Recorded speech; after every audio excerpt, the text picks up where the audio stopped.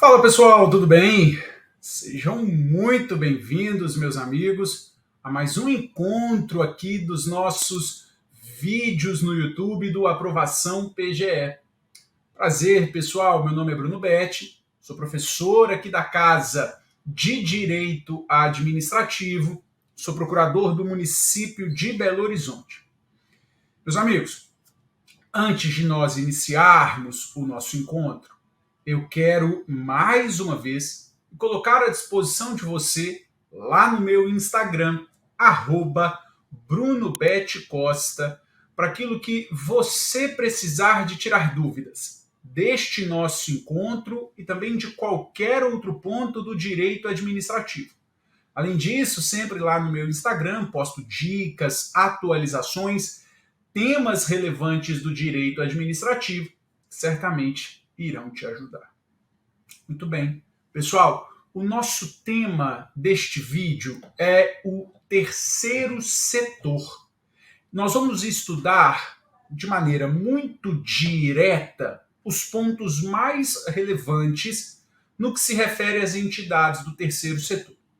Mas antes de nós entrarmos em algumas das entidades, porque nós não vamos passar em todas, eu quero conversar com você sobre isso aqui, olha, sobre o surgimento do terceiro setor. 3 são os fundamentos que vão embasar o surgimento do terceiro setor. Primeiro, o surgimento da administração consensual, perfeito? Veja, a administração consensual, aquela que traz os particulares para dentro da tomada de decisões. E no que se refere à administração consensual com o terceiro setor, há um incremento das parcerias entre o Estado e a sociedade civil. Então, o primeiro fundamento para justificar o surgimento do terceiro setor é o surgimento desta administração consensual, em que o particular vai ser ouvido e vai participar da tomada de decisões da administração. O segundo fundamento é exatamente o princípio da subsidiariedade. Princípio da subsidiariedade, perfeito? Ou também chamado de Estado subsidiário. No que tange ao exercício de atividades sociais, vai haver uma primazia, uma preferência do indivíduo e da sociedade civil no desempenho das atividades sociais e o Estado realizando apenas em casos excepcionais. Perfeito? Então há uma primazia, uma preferência de que o exercício das atividades sociais fiquem a cargo do indivíduo e da sociedade civil, de modo que o Estado atue apenas em casos excepcionais. E o último fundamento é exatamente a ideia do fomento, perfeito? O Estado deve incentivar o exercício das atividades sociais pelos indivíduos. Repito, o Estado deve incentivar o exercício das atividades sociais pelo indivíduo, pela sociedade civil, e aí ele realiza subvenções, incentivos para que haja esse exercício da atividade social por parte do indivíduo, da sociedade civil. Perfeito? Ótimo. Outro ponto que eu preciso conversar com você está relacionado às características das entidades do terceiro setor. Vamos lá, que são características que volta e meia aparecem nas nossas provas. Você vai anotar que as entidades do terceiro setor são criadas pela iniciativa privada, perfeito? Essas entidades do terceiro setor são criadas pela iniciativa privada, que elas não possuem finalidade lucrativa. Aqui, ó, um ponto muito relevante, preste muita atenção, volta e meia isso cai em prova.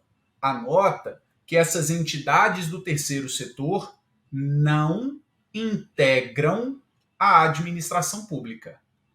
As entidades do terceiro setor não integram a administração pública, nem direta, nem a administração indireta. Volta e meia a prova vai afirmar que integra a administração. Não integra.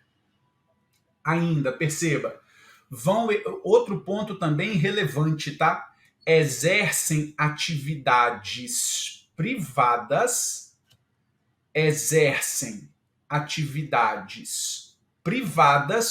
de relevante interesse coletivo.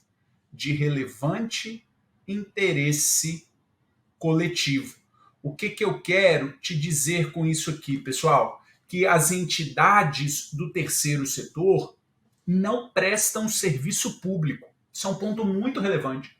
A frase da prova que afirmar que a entidade do terceiro setor presta serviço público está errado. A frase está errada. Elas prestam atividades privadas de relevante interesse coletivo, de relevância social. E, por fim, essas entidades do terceiro setor recebem benefícios públicos. Perfeito? Então, são comentários iniciais relevantes para a prova. Pessoal, nós temos algumas entidades do terceiro setor. Nós temos as entidades de apoio, nós temos o sistema S, nós temos as OSs, as OCIPs, as OSCs. Aqui nesse nosso encontro, nós vamos estudar OS, OCIP e OSC. E o nosso foco principal, sem sombra de dúvida, na OSC, na OSC, que é a Organização da Sociedade Civil. Mas a gente vai começar aqui, olha, com as OSs, com as organizações sociais. As OSs são reguladas pela Lei 9637 de 98. E o artigo 1º vai dizer que o Poder Executivo poderá, olha o verbo, o Poder Executivo poderá qualificar como OS pessoa jurídica de direito privado sem fins lucrativos, cujas atividades sejam dirigidas ao ensino, à pesquisa científica, ao desenvolvimento tecnológico, à proteção e à preservação do meio ambiente, à cultura e à saúde. O artigo 1º traz para nós um ponto já relevantíssimo. O Poder Executivo poderá. O Poder Executivo poderá. Veja, a qualificação dessa pessoa jurídica de direito privado sem fins lucrativos como OS é um ato discricionário. Afinal, o artigo 1º da Lei 9637 diz: o Poder Executivo poderá. O Poder Executivo poderá qualificar. E isso, portanto, nos gera um ato discricionário. Bom, esse é um ponto relevante. Qual outro ponto relevante, na verdade, tem em todas as entidades do terceiro setor? O instrumento que é celebrado entre a entidade e o poder público. Qual o instrumento é celebrado entre o poder público e a OS? É este aqui. É o chamado contrato de gestão. Perfeito? Que vem, pessoal, previsto, disciplinado, começa a disciplina lá no artigo 5º da Lei da OS. Que cá entre nós, a leitura desse dispositivo não se torna tão relevante para nós, para a prova. Há uma série de artigos na lei da OS que são artigos que volta e meia podem aparecer na sua prova. Mas não é o nosso foco principal aqui. De dever de casa, você faça uma leitura da lei da OS em outros dispositivos, como questões atreladas à desqualificação da OS, a recebimento de benefícios da OS. Dê uma analisada, é um ponto relevante depois para você estudar. O que nós vamos fazer agora é estudar essa entidade aqui, que é exatamente a OCIP, a Organização da Sociedade Civil de Interesse Público, que é regulada por outra lei. É regulada pela Lei 9790 de 99, perfeito? E aí, perceba, o artigo 1º vai dizer que podem ser qualificadas como OCIP as pessoas jurídicas de direito privado, sem fins lucrativos, que tenham sido constituídas e se encontrem em funcionamento regular há, no mínimo, 3 anos, desde que os respectivos objetivos sociais e normas estatutárias atendam aos requisitos instituídos por esta lei. Então, diferente da OS, em que, perceba, não há um tempo mínimo para a constituição, na OCIP tem. Para ser qualificado como OCIP, olha lá, a pessoa jurídica tem que se encontrar em funcionamento regular há, no mínimo, 3 anos. E importantíssimo é o parágrafo 2º da OCIP, da lei da OCIP, do artigo 1º da lei 9790, que aqui vai dizer que a qualificação de uma entidade como OCIP é ato vinculado. Bom, você então já deve ter percebido o que a prova vai fazer com você. A OS é um ato discricionário, a qualificação. A OCIP é um ato vinculado. Isso é muito importante. Volta e meia, isso cai em prova e é uma questão fácil. Você não pode errar. Bom, outro dispositivo relevante da lei da OCIP se refere ao artigo 2º, que vai trazer para nós aquelas entidades que não podem ser qualificadas como OCIP. Quais são as entidades? Veja, o artigo 2º lista 13 entidades que não podem ser qualificadas como OCIP. Cá entre nós, você vai ter uma séria dificuldade de memorizar esse dispositivo completo. Eu marquei, então, para você os dispositivos que eu, se fosse você, memorizaria. Então, portanto, não são passíveis de qualificação como OCIP as sociedades comerciais, os sindicatos, olha aqui, as OS, esse cai muito, entidade que já é qualificada como OS não pode ser qualificada como OCIP, olha mais, as cooperativas, as fundações públicas.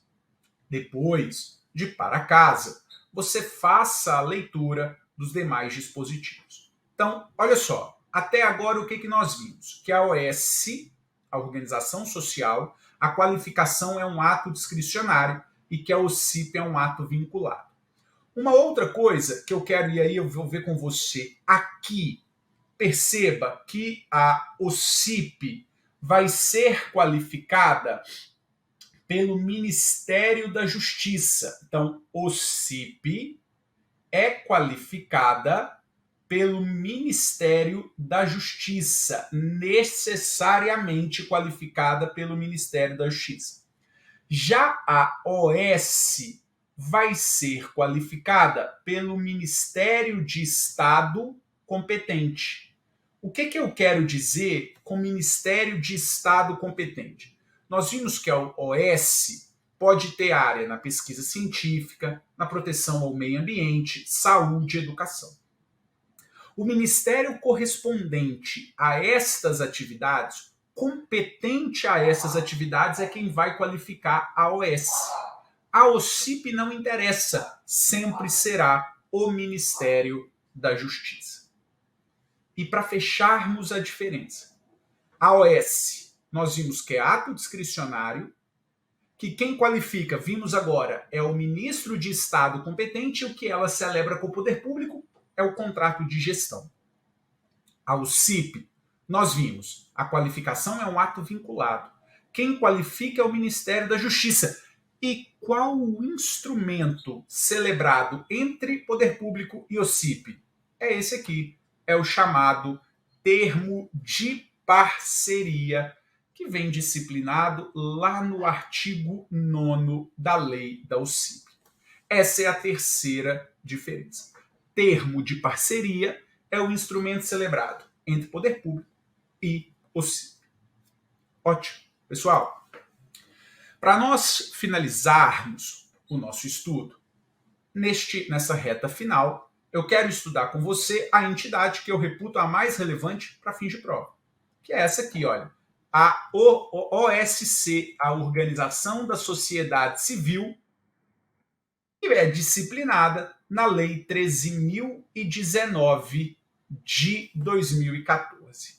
Essa lei que foi considerada como o marco regulatório das entidades do terceiro setor. Olha lá, ela tem por objetivo regular, em âmbito nacional, o regime jurídico das parcerias voluntárias, envolvendo ou não transferência de recursos financeiros, firmadas entre a administração e as OSCs, as organizações da sociedade civil sem fins lucrativos.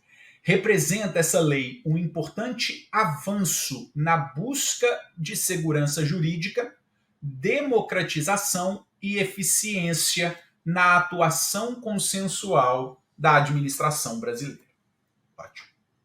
Bom, um primeiro dispositivo relevante que pode cair na sua prova está relacionado ao artigo 3º, que trata da não aplicação desta lei. E eu quero que você observe que quando nós tivermos uma regulamentação própria, então OS nós temos, OCIP nós temos, a lei aqui da OSC não vai ser aplicada. Então, olha lá. Não se aplicam as exigências desta lei. Ó, você vai ler o inciso 1º em casa. Mas olha o inciso 3 aqui, ó, aos contratos de gestão celebrados com S. Você vai ler o inciso 4 em casa. Mas olha aqui, por exemplo, o inciso 6. O 5 também se lê em casa. Olha o inciso 6. Aos termos de parcerias celebrados com as OCIPs. Olha também aqui, pessoal, o inciso 10. Entre as parcerias entre a administração e os serviços sociais autônomos. Esses 3 são os que mais aparecem em prova.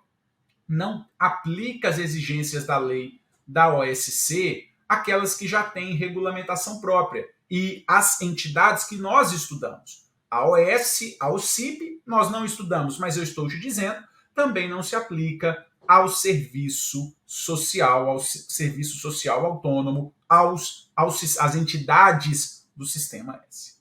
Bom, agora, se eu tiver que falar para você estudar apenas uma coisa de todas as entidades do terceiro setor, hoje é este ponto que nós vamos começar aqui agora. Está relacionado aos instrumentos celebrados entre a administração e a OSC. Os instrumentos celebrados entre a administração pública e a OSC, a OSC, podem ser 3. Vamos lá. Termo de colaboração, termo de fomento e acordo de cooperação. Você vai anotar para mim que o termo de colaboração e que o termo de fomento são iguais. Termo de colaboração e termo de fomento são iguais. Iguais em que sentido? Ambos são instrumentos celebrados entre a administração e a OSC para atendimento de finalidades de interesse público e recíproco. De interesse público e recíproco. E aí mais, ambos há transferência, em ambos há transferência de recursos financeiros. Em ambos haverá transferência de recursos financeiros. Então, tanto o termo de colaboração quanto o termo de fomento são instrumentos celebrados entre a administração e a OSC para atendimento a finalidades de interesse público e recíproco em que há transferência de recursos financeiros. Qual a grande diferença entre um e outro? Olha, deixa o nome te ajudar. Termo de colaboração, quem propõe as finalidades de interesse público e recíproco é a administração. Então não erre. Termo de colaboração, quem propõe as finalidades de interesse público e recíproco é a administração. Ao passo que o termo de fomento, quem propõe essas finalidades é a própria OSC. E isso aparece muito em prova. Bom, último desses instrumentos, o acordo de cooperação, que é um instrumento firmado entre a administração e a OSC para atendimento de finalidades de interesse público e recíproco. Só que o acordo de cooperação vai se distinguir dos outros dois, porque aqui não há transferência de recursos financeiros. Não há a transferência de recursos financeiros. Com essa explicação, você mata 70% das questões hoje de terceiro setor. Perfeito? Bom, nós vamos voltar nesses instrumentos. Mas antes, eu quero passar com você nesse instituto aqui, ó, no PMI, no procedimento de manifestação de interesse. E eu quero estudar com você, basicamente, os artigos 18 e 21 da Lei das OSCs, o PMI. O artigo 18 vai trazer qual é o conceito de PMI, do procedimento de manifestação de interesse. É o instituto, é o instrumento por meio do qual as OSCs, os cidadãos e os movimentos sociais apresentam propostas para a administração para que ela avalie a possibilidade de se fazer um chamamento público para a realização da parceria. Ponto. O PMI, o procedimento de manifestação de interesse, é um instrumento em que as entidades, as OSCs, em que os cidadãos, em que os movimentos sociais podem apresentar propostas para a administração para que ela avalie a realização ou não de um chamamento público. Esse é o conceito. Artigo 18. O artigo 21, nos seus parágrafos, vai trazer alguns pontos relevantes que eu começo a conversar aqui com você. Olha, o primeiro deles é o caput do 21. Para a gente ganhar tempo, eu não vou anotar no nosso slide para eu até falar mais coisa com você. Eu quero que você observe que a realização do PMI, o procedimento de manifestação de interesse, não implica necessariamente na realização do chamamento público. O que é o chamamento público? Daqui a pouco a gente vai ver. Mas só anote isso, que a realização do PMI não implica na realização do chamamento público. É uma possibilidade ocorrer o chamamento público, mesmo tendo o PMI. Perfeito? Ótimo. Outro ponto do artigo 21, agora no seu parágrafo 1º. Tudo bem. A realização do PMI não implica na realização do chamamento público. Como também anota, e aí agora é o 21, parágrafo 1º, a realização do PMI não dispensa não dispensa o chamamento público. A realização do PMI não dispensa o chamamento público. Se quiser celebrar a parceria, vai ter que fazer o chamamento público. O PMI não substitui o chamamento público. Terceiro ponto, que é, na verdade, o parágrafo 2º do artigo 21. Veja, pessoal, participar ou propor o PMI não impede que a OSC participe de eventual chamamento público. Se foi uma OSC que propôs o PMI, se uma OSC participou do PMI, isso não impede que ela participe de eventual chamamento público futuro. Perfeito?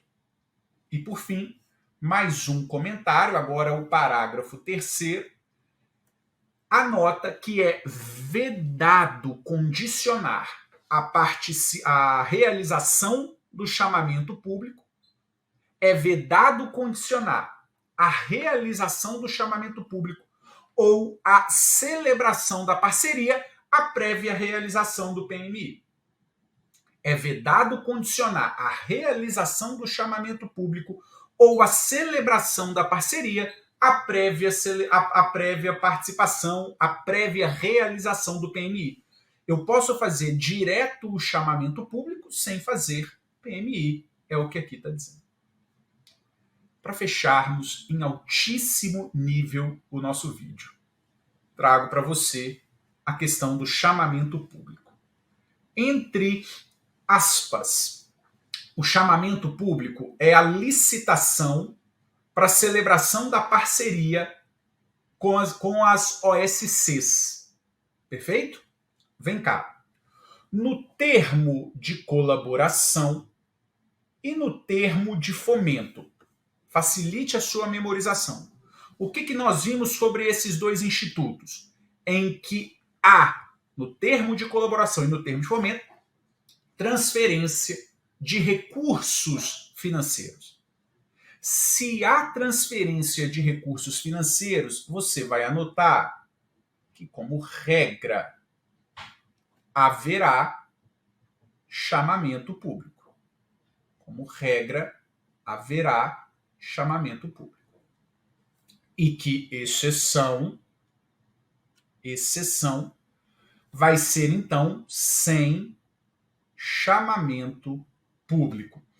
A exceção sem chamamento público são os casos de dispensa e de inexigibilidade de chamamento público, que eu não vou ler com você, mas vou te mostrar, está no artigo 30, os casos de dispensa, num rol taxativo, em que é discricionário realizar ou não chamamento público.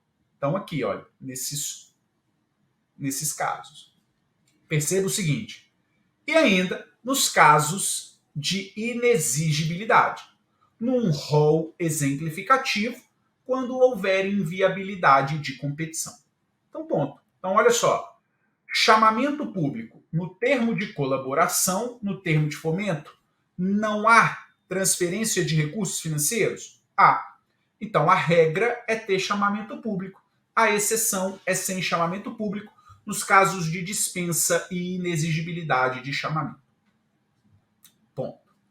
E o acordo de cooperação? Bom, o acordo de cooperação, nós não vimos que não há transferência de recursos financeiros? Não há transferência de recursos financeiros. Então, aqui, a regra é sem chamamento público. A regra é sem chamamento público. Por que a regra? Porque exceção a o chamamento público quando houver alguma forma de compartilhamento de recurso patrimonial. Quando houver alguma forma de compartilhamento de recurso patrimonial. patrimonial. Isso é um ponto relevante. De maneira excepcional, haverá o chamamento público, quando houver alguma forma de compartilhamento patrimonial, quando envolver celebração de comodato, doação de bens, ou outra forma de compartilhamento de recurso patrimonial. Perfeito, meus amigos? Muito bem, encerramos aqui o terceiro setor nesses 30 minutos. Perfeito? Novamente, me coloco à disposição de você lá no meu Instagram, @BrunoBetCosta.